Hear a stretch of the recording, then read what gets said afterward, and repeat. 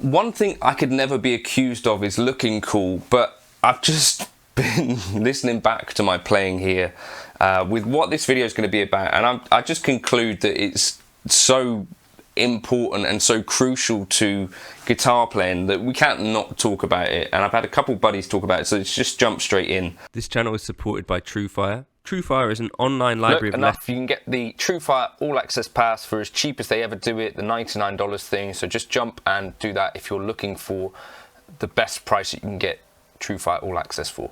Okay, I felt like it was important to make this video because I've had a couple of chats with friends recently, and the guitar strap has come up on it, and it's been kind of amusing to me to hear people. I think one of these guys in his 40s, I think, and another guy, you know, a pro guitarist who's playing, I won't mention names, but they're kind of just surprised by what happens when they change their guitar strap height. So this video is sponsored by D'Addario because we were going to do a video talking about guitar straps. I wasn't sure how I was going to make a guitar about guitar straps, and then these two conversations happened in like the space of a week, and I was like, oh, that makes sense. So D'Addario actually make their own guitar straps. These are the super comfortable, like they're like a seatbelt kind of. But I was going to demonstrate in this video essentially, you know, why you might want to care about your guitar strap height. Now, of course, the main thing is, and that's the reason that I'm selecting this pink that was sent to me. I think this is one of the first things that D'Addario sent to me. They obviously thought it was appropriate. Pink is obviously a colour you see on this channel an awful lot. I do think a shell pink strap would look nice, actually. Here's a guitar strap that is kind of high-ish, right? Not as high as it could be. You might think that's, I don't know at what point it becomes cool or not, but to me, the main thing that you're looking for is that this wrist position is not getting too out of hand, right? Because especially if you're playing bar chords, look at that position. Even when the guitar is kind of high, this getting a little bit cramped over here, and then this here. Right, so let's lower this down and see what happens. I'm going to do an intro now, kind of playing with the strap at two different heights.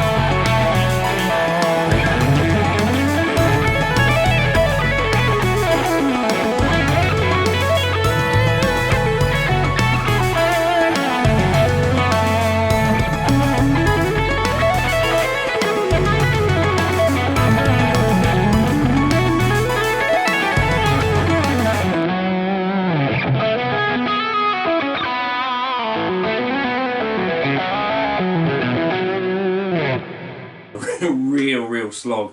I'm also feeling like I'm bending back all the way to try and get these things like the legato.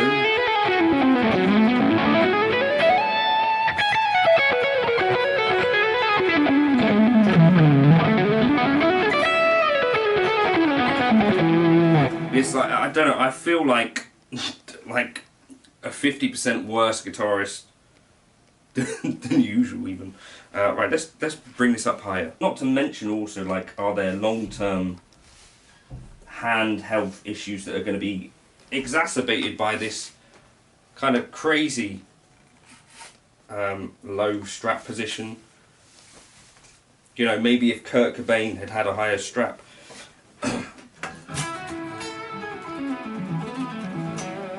Right, let's try another. This is a little bit higher than I would usually have, but for this...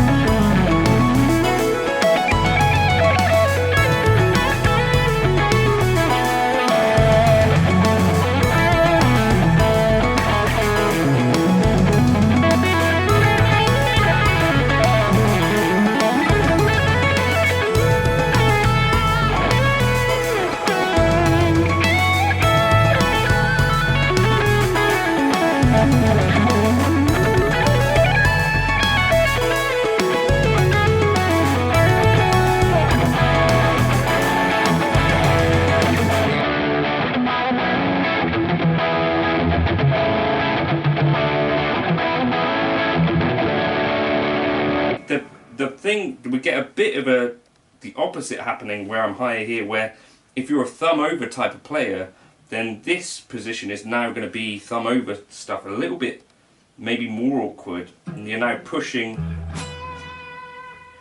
but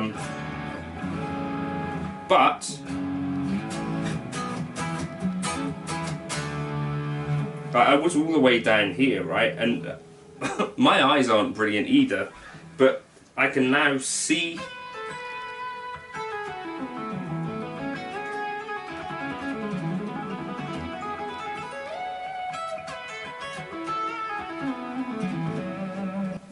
the fretboard more clearly.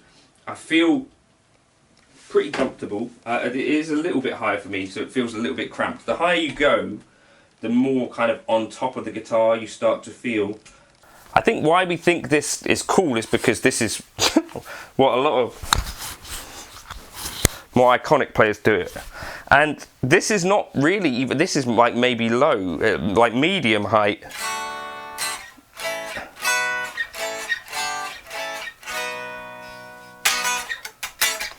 And if I was playing a lot of bar chords, that angle is now steeper, right?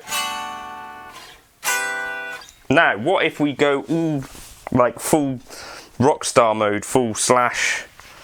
And this is what I'll try and play like. So I'll have it in like an optimal for cool position. These have strap locks attached as well, so I needn't have been so worried. So is this cool? I think this is cool. This is now where that belt buckle thing would happen, right? So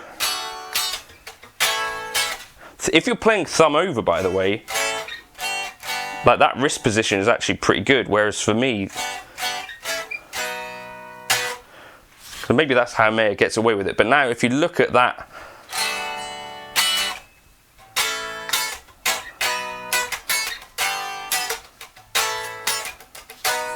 right, so we're now at sort of max cool, but wrist position is now really going to suffer. There might be a sweet spot for you, and this is not to say to you that you have to play one way or the other. It's just to maybe experiment. It's something that I did when I was younger, just to try and find.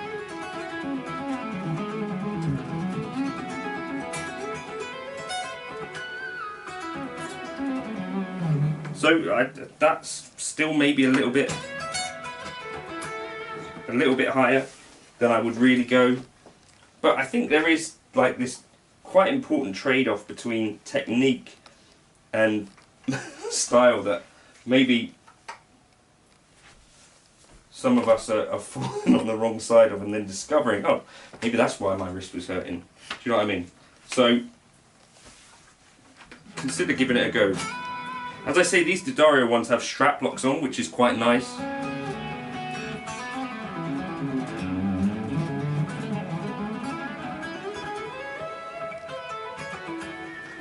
So that's for me about where I might have it, where it's kind of not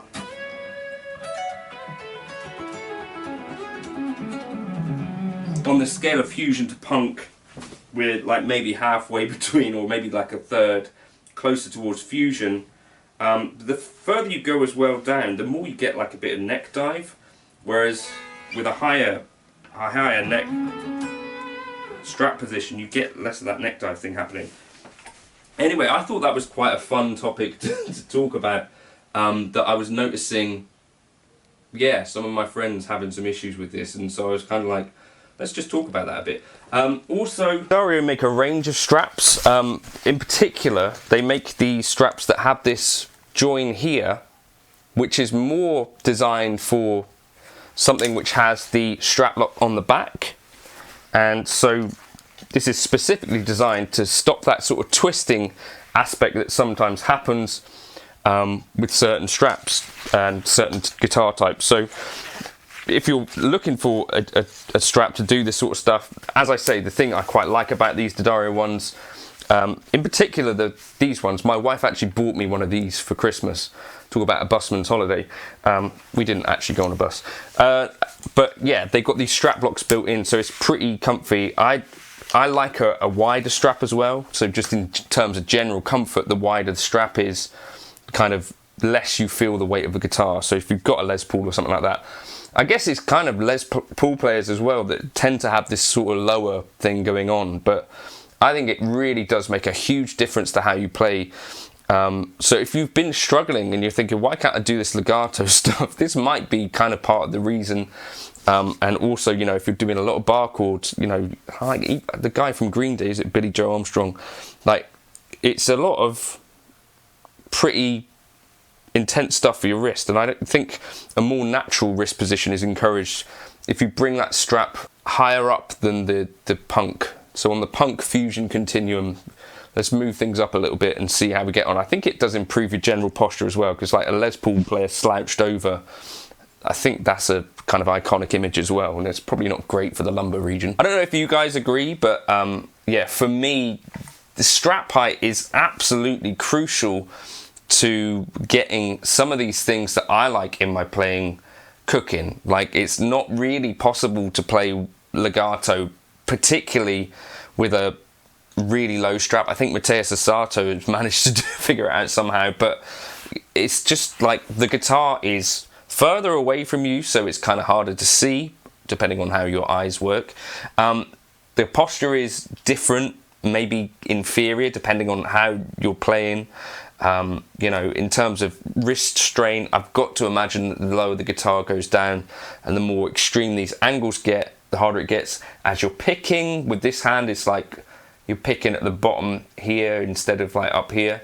Maybe it would possibly encourage less elbow picking. I'm not exactly sure.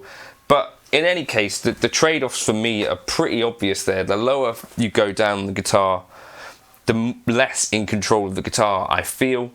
The higher you go up, you start to look like a fusion tennis player, I think. But I think it's worth it for the feeling of being closer to the guitar. It feels like you're kind of attached to it in a way.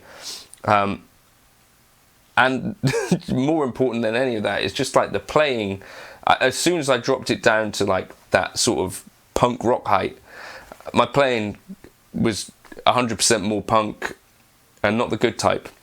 Also, talking to punk players, I think the guitarist from Idols goes pretty high, and maybe that can become a punk statement in itself.